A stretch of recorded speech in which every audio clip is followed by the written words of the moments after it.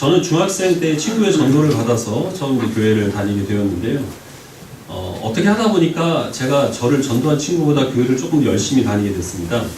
그래서 이상한 일이 벌어지게 됐는데, 제 친구가 안 나오면 저한테 걔 왜 안 나왔냐, 또 나중에는 너 왜 혼자 다니냐, 너는 네 친구는 어떻게 되든 상관없이 너만 천국 가려는 이기적인 인간이냐, 이런 욕을 먹게 되더라고요.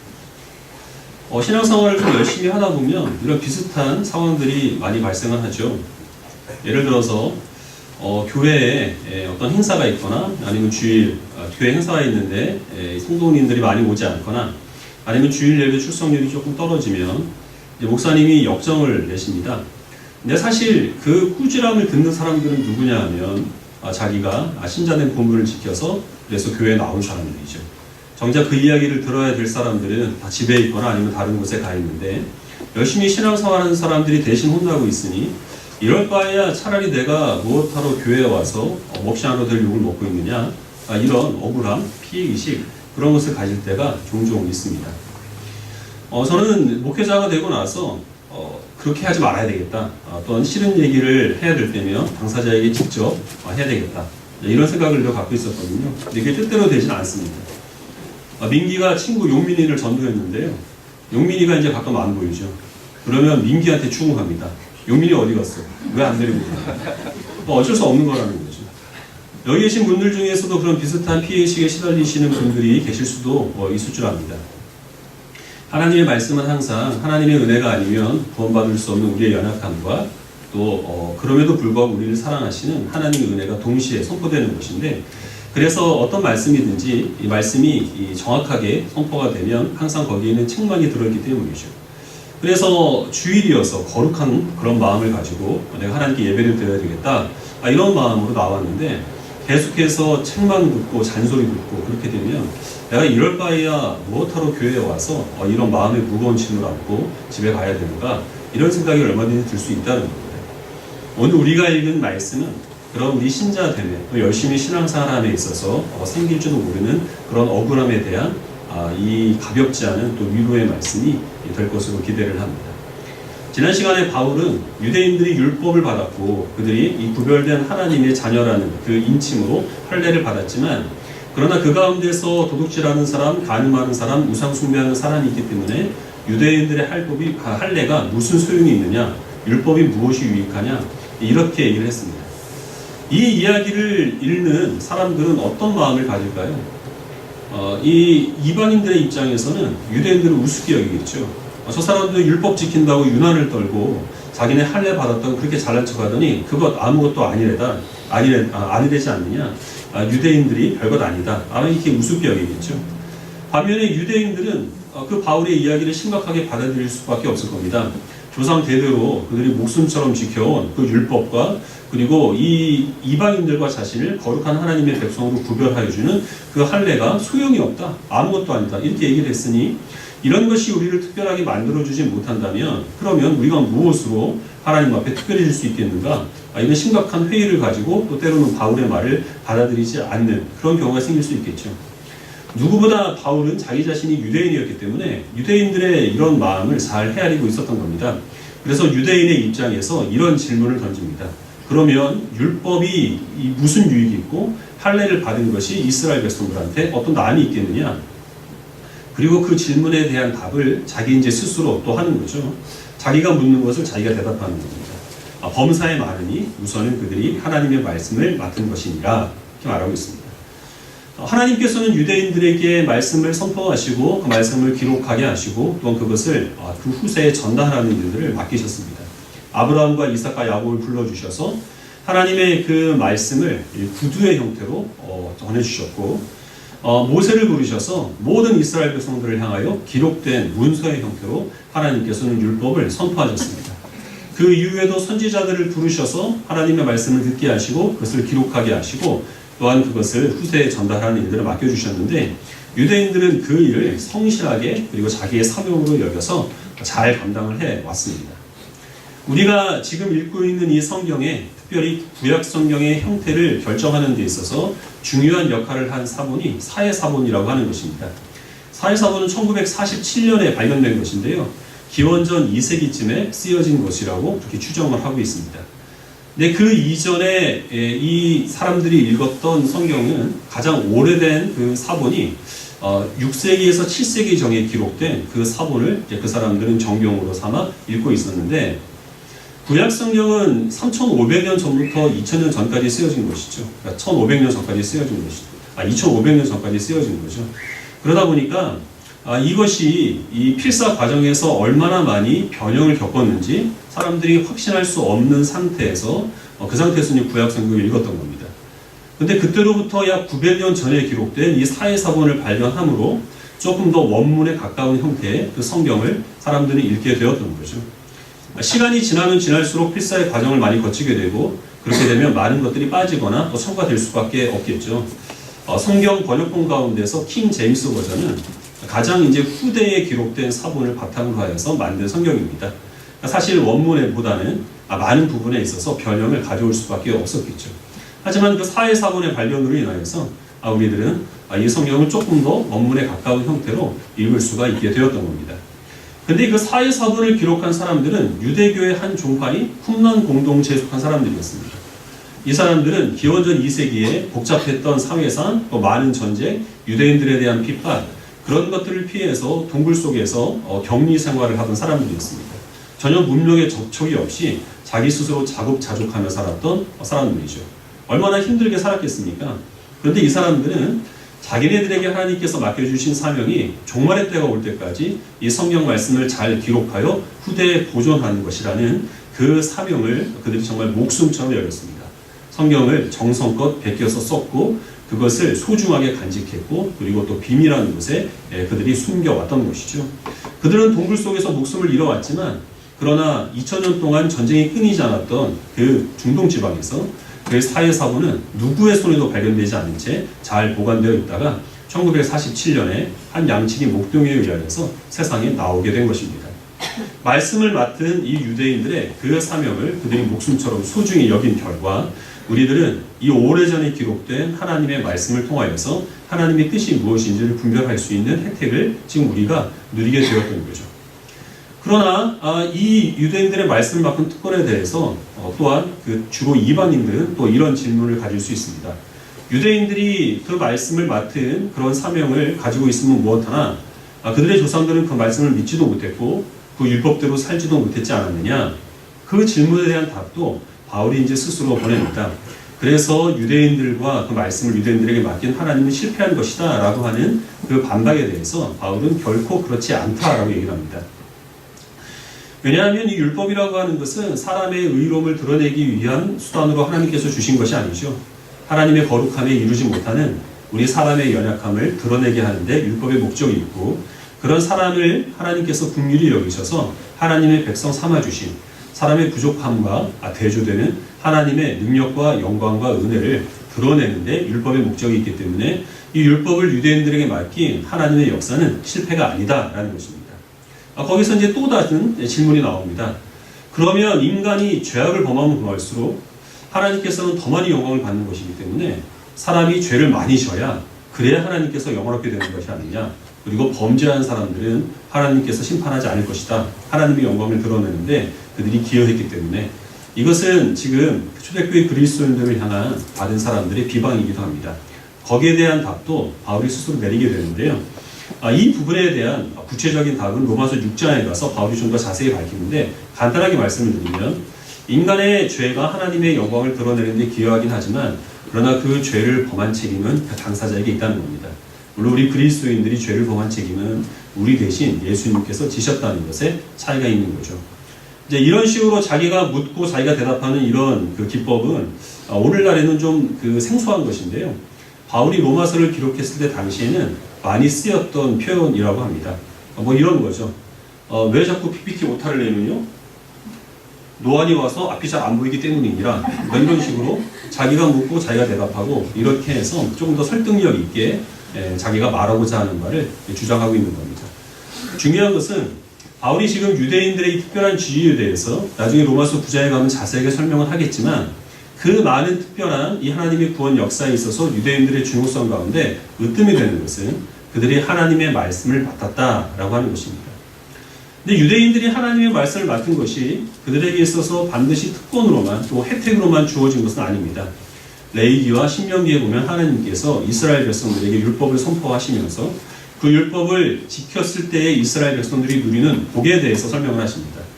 이스라엘 백성들이 율법을 잘 지키면 하나님께서 그들을 부강한 나라가 되게 하셔서 부요함과 평안함을 누리게 하실 것이다 하는 약속을 주셨는데요.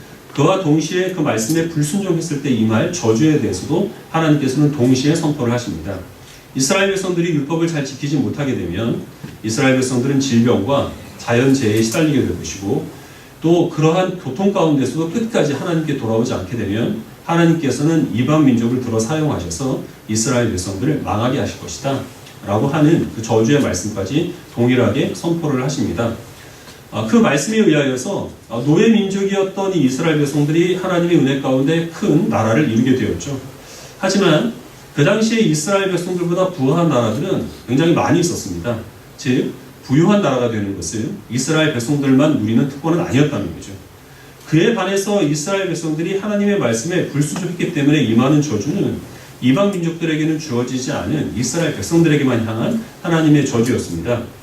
이방인들은 그들이 아무리 우상을 숭배를 하고 율법의 이 명시된 말씀에 어긋나는 죄를 범한다고 하더라도 그것 때문에 하나님께서 직접적으로 그들을 심판하시는 경우는 없었습니다.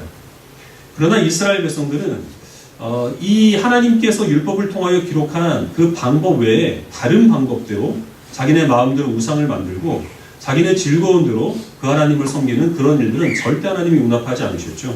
율법에 명시된 대로 보이지 않는 하나님께 그들은 제사라고 하는 전혀 어떤 즐거움의 요소가 없고 복잡하고 번거로운 그런 과정을 통하여서만 그들은 하나님을 섬길 수 있었습니다.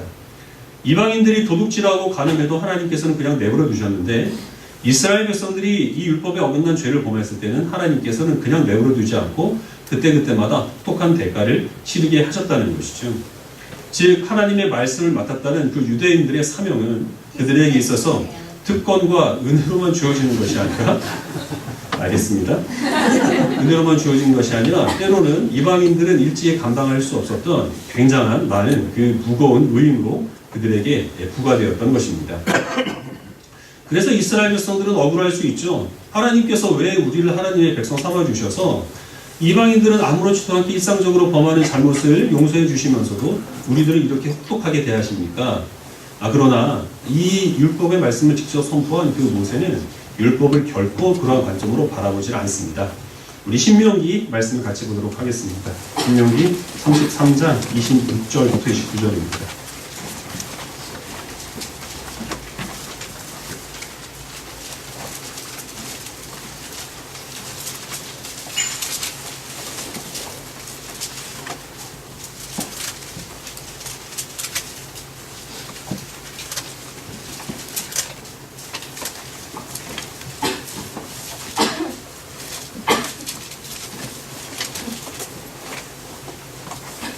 신명기 33장 26절을 제가 보여드리고 29절까지 한 절씩 보도록하겠습니다. 여수른이여 하나님 같은 이가 없도다. 그가 너를 도우려고 하늘을 타고 궁창에서 위엄을 나타내시는도다.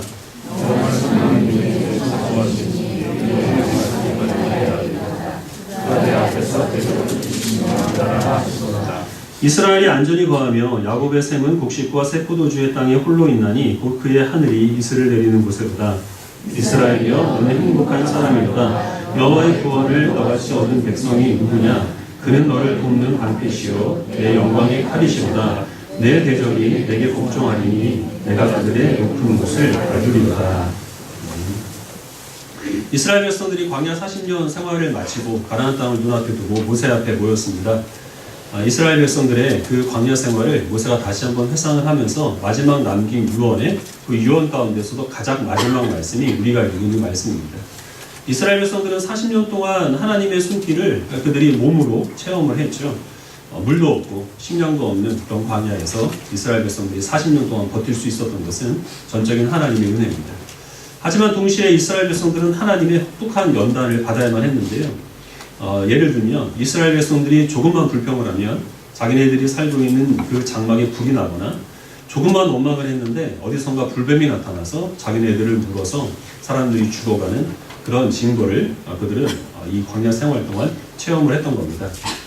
그러나 그 광야 생활을 체험한, 그리고 그들을 이끌고 율법을 선포한 그 모세가 그 광야 생활을 마지막으로 정리를 하면서 내린 결론이 무엇이냐면, 이스라엘아, 너희는 정말 행복한 사람이거다 라는 것입니다. 그렇게 혹독한 하나님의 손길 가운데서 그들이 훈련받고 징계를 받았는데 어찌해서 이스라엘 백성들을 이 모세는 행복한 사람이라고 이야기하는 것일까요? 첫 번째로 26절에서는 이스라엘 백성들은 하나님의 도우심을 받았기 때문에 행복한 사람이라고 이야기를 합니다. 여수르는 이스라엘을 향한 애칭입니다.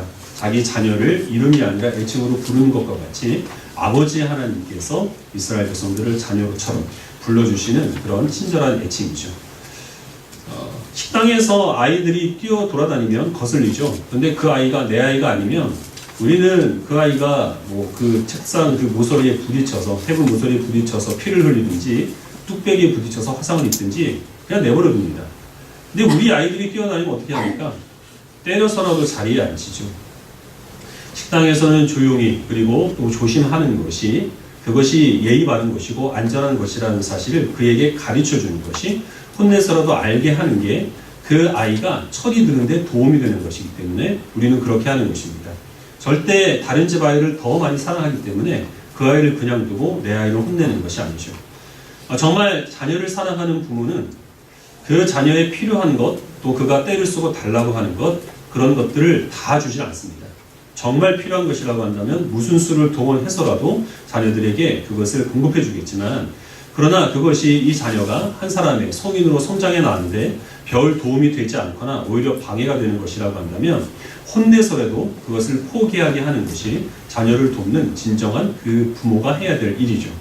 하나님께서 이스라엘 백성들을 도우시는 참 아버지시기 때문에 하나님께서는 이스라엘 백성을 혼내서라도 때려서라도 그가 포기해야 될 욕심이 있으면 내려놓게 하시고 오직 하나님만 의지하도록 지금까지 도우셨던 겁니다. 그래서 이스라엘 백성들은 행복한 사람입니다. 또 이스라엘 백성들의 행복한 이유가 무엇이냐면 하나님께서 그들을 하나님의 처소로 삼으셔서 동행하셨기 때문입니다. 부모님들이 자녀들한테 잠깐 엄마 아빠가 어디 다녀올 테니까 집을 좀 봐라 이렇게 얘기를 하면 아이들은 신납니다. 부모님이 같이 있어봐야 잔소리 듣고 혼나고 마음대로 놀지도 못하죠. 그런데 이제는 부모님이 없이 자기 혼자 되었으니까 이제는 내 세상이 된 거죠. 마음도 놀 수가 있습니다. 하지만 철이 있는 아이들은 조만간 부모님이 돌아오기를 기다립니다. 왜냐하면 부모님의 보호와 올바른 지도가 없이는 자기가 제대로 살아갈 수 없다는 사실을 본능적으로 잘 헤아리기 때문입니다. 이방 민족들이 우상 숭배하고 마음껏 죄를 범할 수 있었던 이유는 하나님께서 그들을 사랑하셔서 그래서 그들을 그냥 내버려 두신 것이 아니라 하나님이 그들을 버리셨기 때문입니다. 그들은 불쌍한 거죠.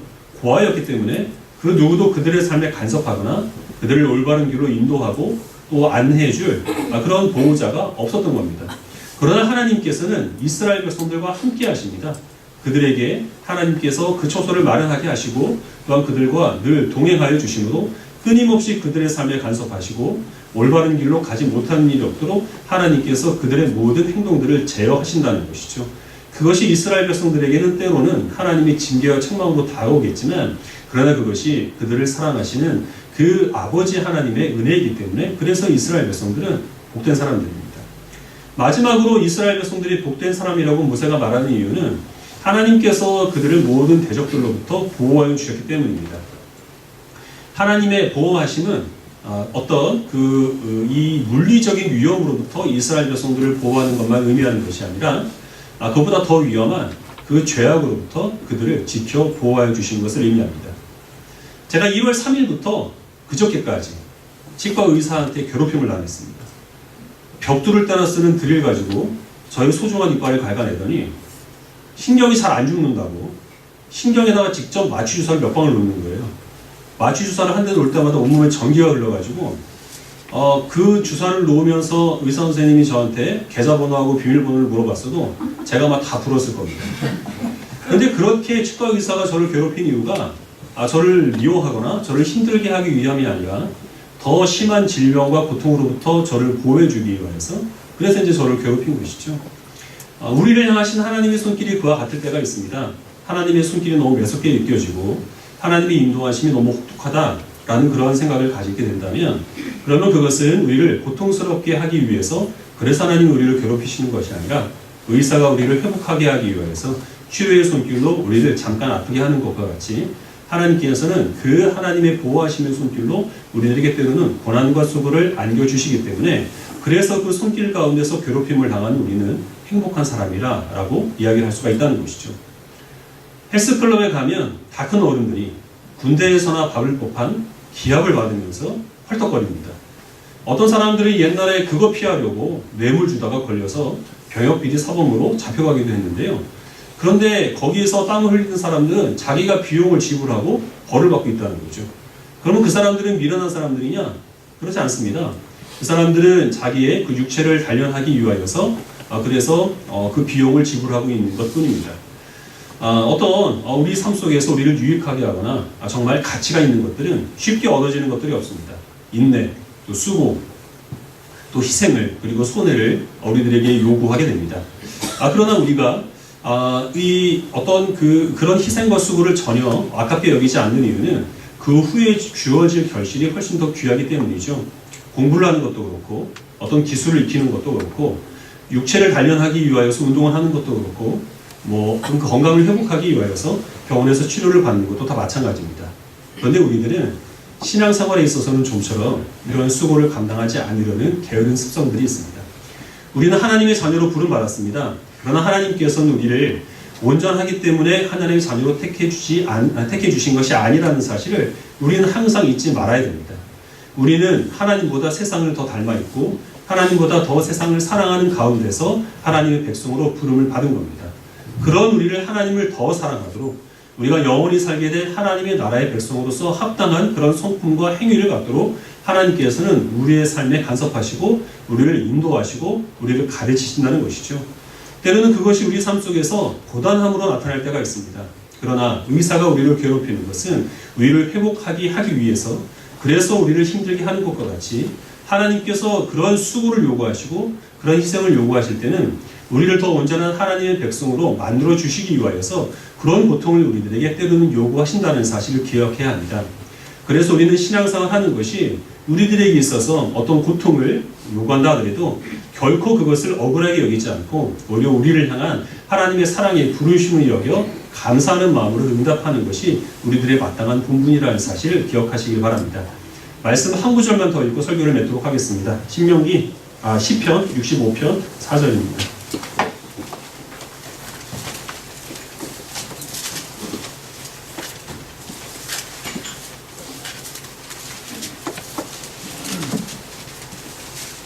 구약성경 846쪽 시편 65편 4절 말씀 함께 읽겠습니다.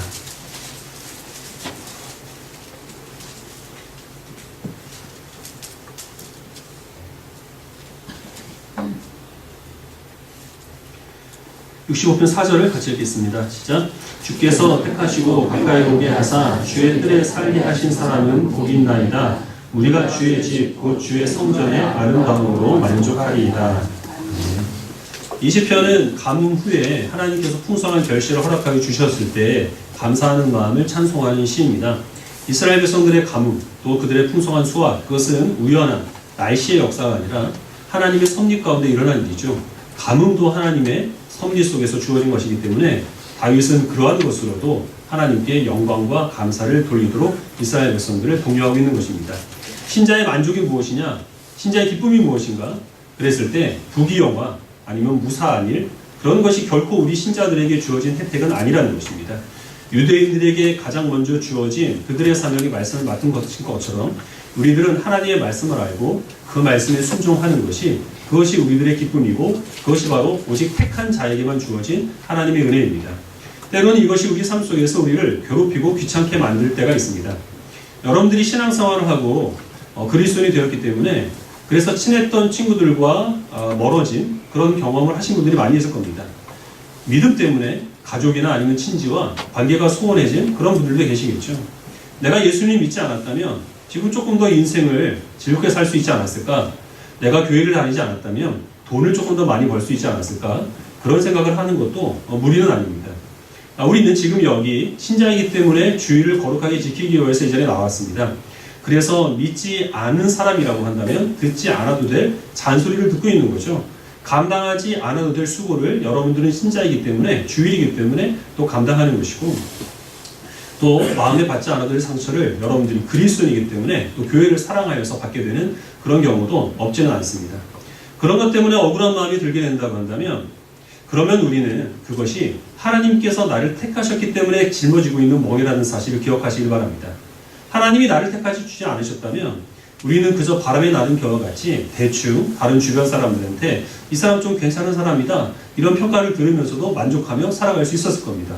그러나 하나님께서 우리를 택하셨기 때문에 하나님께서는 우리의 삶이 바람에 나는 겨와 같은 인생이 되도록 방치하여 두지 않으신 것입니다. 개입하시고 간섭하시고 성전 대신 예수 그리스도께서 우리 안에 계시로 인하여서 끊임없이 하나님께서는 우리를 잠들지 못하도록 깨워주십니다. 그리고 그것이 우리를 부르시는 하나님의 은혜입니다. 하나님의 간섭의 손길이 귀찮게 느껴지고 괴롭게 여겨질 때마다 그럴 때 우리들은 하나님의 훈련 가운데서 아름다운 하나님의 백성으로 다듬어지고 있다는 사실을 기억하시길 바랍니다. 헬스클럽에서 PT를 받으면서도 그러면서도 즐거워하는 아저씨들처럼 줌바 댄스를 추면서 그러면서 힘들어하면서도 얼굴을 눕고 있는 아주머니들처럼 하나님의 연단 가운데서 내가 더욱더 거룩하게 되고 예수 그리스도와 날마다 함께한다는 그런 기쁨을 하나님께서 우리들에게 보장하여 주신 것이라는 그런 확신을 가지시길 바라고 그 은혜 가운데서 하나님의 자녀답게 날마다 새롭게 되는 하나님의 백성들이 되시기를 주님의 이름으로 축원합니다. 아멘.